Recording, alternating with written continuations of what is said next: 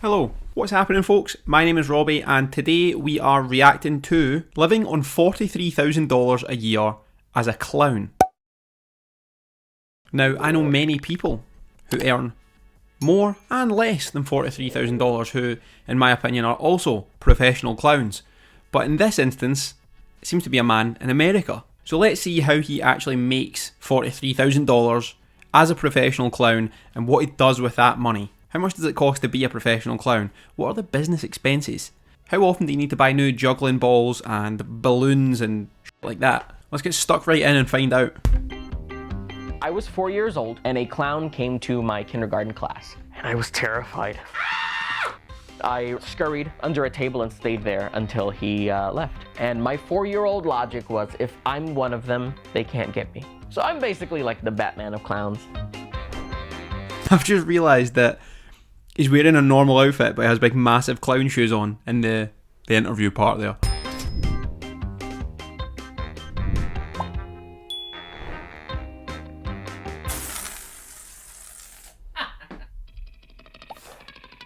You know how people get scared of clowns, people have fears of clowns, and for the most part, I don't really get it, but sometimes, just sometimes, there's something sinister about a clown. Maybe it's the makeup. My name is David Torres Fuentes. I'm 23 years old. My wife, Jacqueline, and I earn about $43,000 a year, and we live in Nashville, Tennessee. We run an entertainment company called Abracadabra Events. We do balloon twisting, face painting, magic and science shows, foam and bubble parties. Anything that brings fun to a party, we can provide.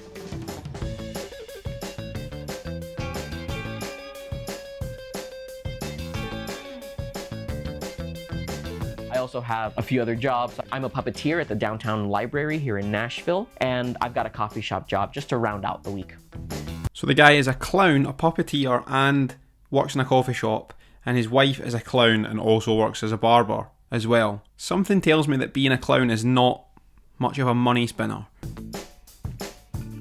David earned about $11,000 from working at the coffee shop and the library.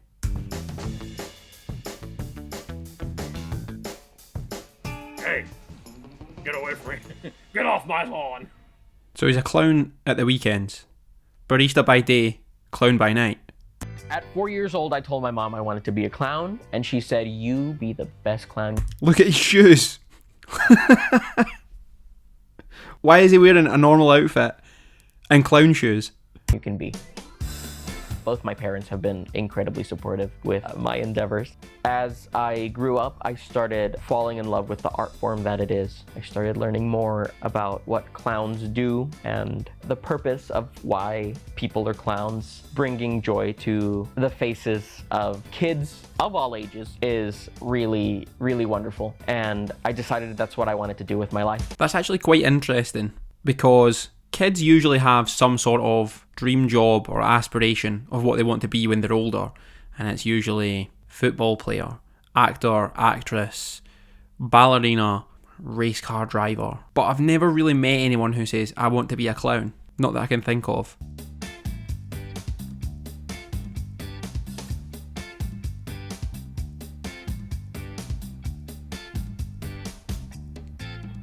Was here and there. It was nothing consistent. My first gig was a magic show and I asked for $50, I think. And that was a lot for me. But after that, growing, learning more about what other people were charging and seeing that, oh, they're not just paying me for the hour, for the 30 minutes. They're paying me for everything that comes before that, all of the prep that I had to do, all of the knowledge that I have. So all of that just kind of prompted me to raise my prices to... I'll tell you what's creepier than a clown. Puppets. Don't like them. Something that I am worth and that people see that I'm worth and they will pay it. Jacqueline and I, So this will be interesting because if the clown business doesn't really generate a lot of money, it'll be interesting to see how him and his wife budget with that. And I don't know how expensive life is in Nashville either. Budget with a few different techniques. One is our financial person. They help us do that. But also we've got some apps like Mint that help us really see a visual breakdown of what our money looks like and what it needs to go to. So sometimes we go, oh, last month was a little high on eating out. Let's cut that back a little. Hello everyone, I'm just interrupting this video for a quick plug. If you're watching this video, you probably already know who I am, but for the benefit of those who don't, I'm Robbie and I'm a specialist finance broker. This means I help property investors, property developers and small to medium business owners with funding on their projects. That's buy-to-let mortgages, bridging loans, buy-to-let mortgages for portfolios, development finance and commercial mortgages. If you're a property developer, investor or business owner, email me on this email address or send me a direct message on Instagram to find out how I can help you. Right, plugs over, back to the video. Eventually, we want to start a 401k for abracadabra events in the near future, but it's not quite there yet. We're still working on growing the business up to a point where we can do that. $839 a month on food. That seems quite high for two people. For me and my partner, how much do we spend on food? Couple £100 a month, plus maybe eating out every now and then at restaurants, but $840 is a lot.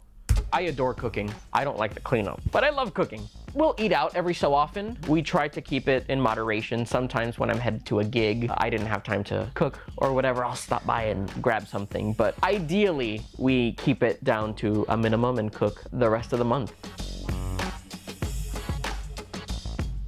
We had been in a one-bedroom, both of us and 3 cats. And so it was very important to us to have extra space. My wife and I can live comfortably in Nashville with our salary, mainly because we have a large support system here in town and people help us. Sometimes we... What does that mean?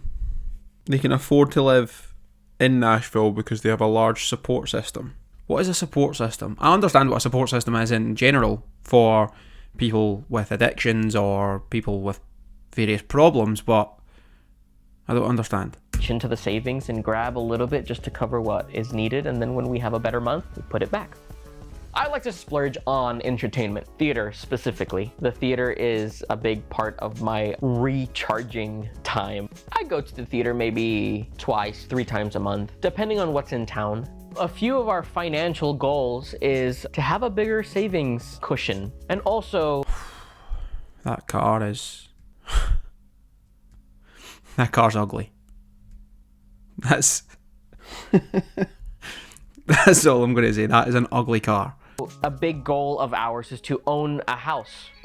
As an immigrant, generational wealth is really important to us. When my family and I moved here, it was 4 of us. And we had 2 suitcases. You know, we essentially had nothing. And my parents really taught me the worth of a dollar. And that's what I hope to do with our future generations.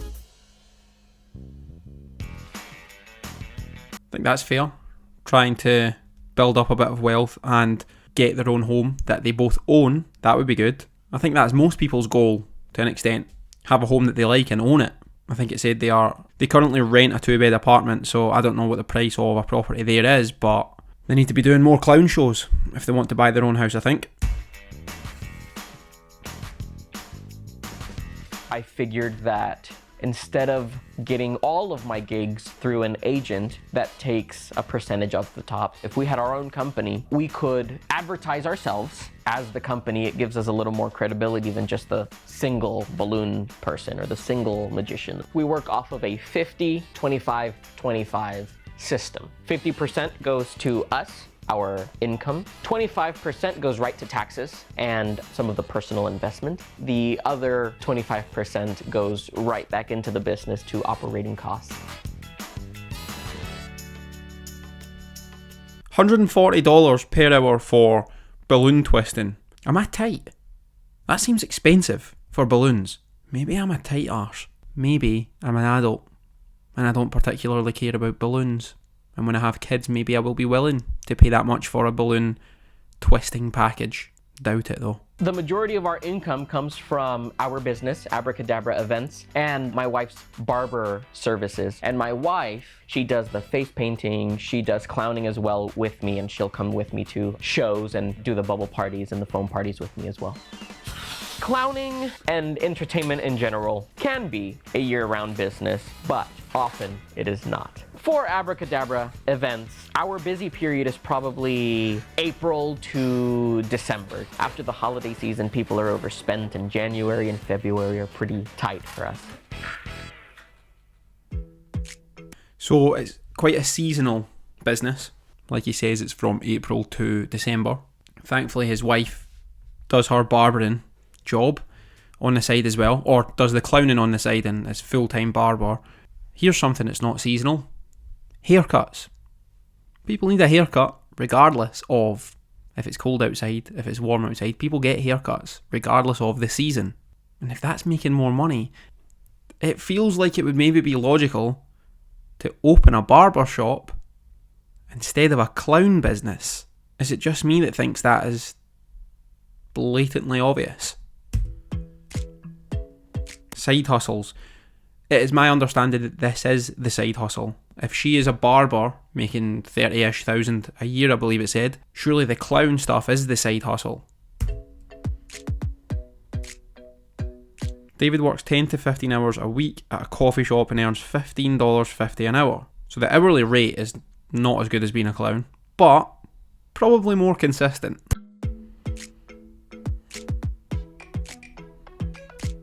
He also earns $16 an hour as a puppeteer. I don't know how consistent being a puppeteer is, to be completely honest. I'll do a puppet show here and there, maybe 2 or 3 a week. Sometimes they really need me that week, and I'll do 5, 6, 8. 8 puppet shows in a week.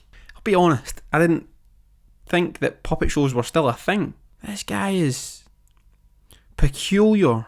These are peculiar lines of work that this guy has chosen to pursue.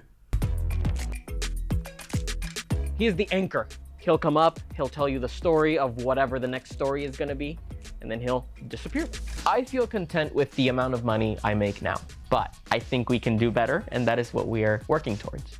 I don't think Nashville is in our cards forever. I think we'll definitely move around. Jacqueline and I would like to move overseas, possibly Scotland. It's something that we've wanted for a long time. When I think about retirement, I hope I can still be clowning and I can still be performing and bringing happiness. We like to say we bring whimsy and wonder to people, and that is probably the closest thing you can get to real magic. So, one thing I would say is, obviously the guy doesn't have a specific want or need to make a lot of money. Some people strive to make lots of money. People like me, and many other people I know. Other people don't particularly care. This guy seems to be prioritising what he enjoys more than making more money. I mean, fair play. If you can prioritise the way that you're feeling and enjoyment over making money, good for you. If I was a clown, some people would argue that I am, but it's a terrible joke. If I was a clown and I was making probably similar amounts of money being a barista or being a puppeteer without having to go and find the work and have the various expenses that come along with being a clown and the inconsistency, I would probably just opt for that. If I was the wife and I'm making a decent amount of money as a barber, I would probably double down as the barber. But being a clown is this guy's calling, apparently. So, good for him. He did also mention that him and his wife would like to move overseas and maybe Scotland. That's where I'm from. And let me tell you, I don't know any clowns. I don't know how big the demand is for clowns. So just a heads up, David, the market might not be there for being a clown here. Or there might be a gap in the market and we're crying out for clowns and there isn't enough. I don't fucking know. This is quite an interesting video. I've never really considered jobs like that. I've never considered the fact that people are clowns or puppeteers and things like that. Like, when I think of work, I think of sort of regular stuff, like his wife being a barber, or a mortgage broker like me, or an accountant, or various other normal jobs. But people are clowns, apparently, and puppeteers and other things like that. And he seems happy, so fair play to him. The only thing I would say is get rid of that car, because it is super duper ugly. And I don't care if you're using it as a business expense and you use it for your business, it's ugly. I would get rid of that first and foremost. And if you're moving to Scotland, do not bring that thing with you. Thank you for watching as always, folks, and I will see you next week. Take it easy.